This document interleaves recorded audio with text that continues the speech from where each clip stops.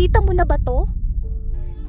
Pinagbabato ng putik at sinulatan ng pintura ng mga taong bayan ang gate ng compound ng mga diskaya sa Pasig City bilang pagkondena sa mga malawakang korupsyon sa mga flood control project. Grabe, no? Pero kung iisipin, ganito na ba ang tiwala ng mga tao sa gobyerno?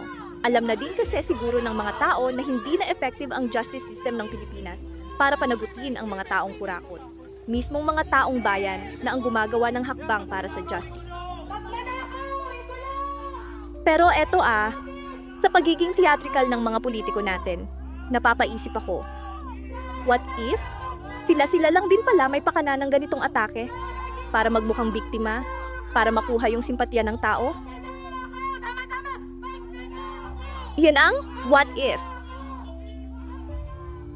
Pero mas matindi sa Indonesia, grabe. Hindi lang ganito yung ginawa.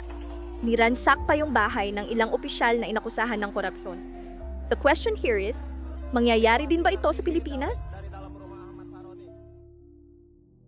Eto opinyon ko lang habang walang pananagutan, asahan natin.